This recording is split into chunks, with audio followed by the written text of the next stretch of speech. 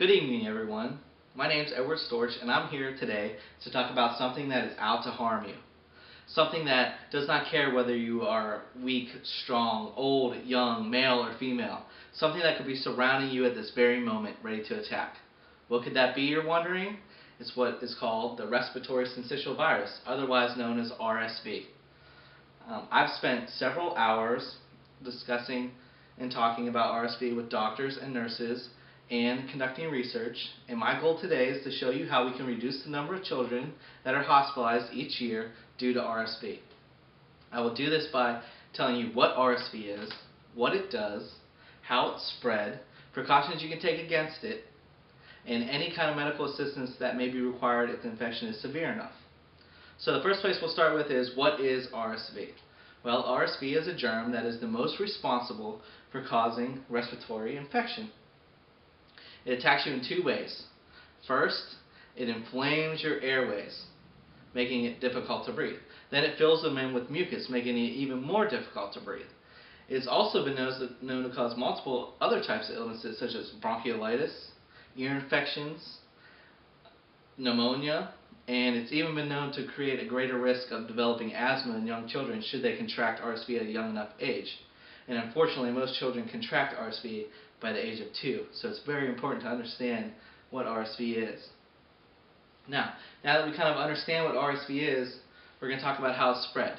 RSV is basically spread by touch. The infected would cough or sneeze, and tiny droplets would fly through the air and land on surfaces around the person. Or they may cough on their hand and then touch surfaces as they're walking around. That's not the scary part. The scary part is knowing how long this virus lives on certain surfaces. On the hand alone, it lives for a half an hour, maybe more. On these surfaces, up to 5 hours. That's a long time. This person, within 30 minutes, could walk around and touch all kinds of things. And then within 5 hours, people come behind and touch the same things. And then they go off and they spread it more and more. Point being, it spreads rapidly. And it's sad because there is no cure for RSV. It's a virus. It has to run its course. You can't simply take an antibiotic and cure it. So since there's no medicine for it, we have to take precautions against it. We have to go and wash our hands often. We have to clean countertops. We have to stay away from others if we have symptoms of RSV, especially children. If you do contract RSV, you should expect your symptoms within 4 to 6 days. An adult, it would be mild cold-like symptoms such as a stuffy nose, sore throat, a cough, mild fever. In children and infants, it's much more severe. It can be lung failure. It can be difficulty breathing. It could be rapid breathing. It could be cyanosis, which is the bluing of the skin due to lack of hemoglobin in the blood, due to lack of oxygen in the hemoglobin in your blood. All these are severe enough to take a child to the hospital. Now, if a child needs to be hospitalized, the first thing they'll do is they will run a test. They will swab the nose and make sure that it's RSV. If it comes back positive, they will admit the child into the hospital, and there's very few things they can do.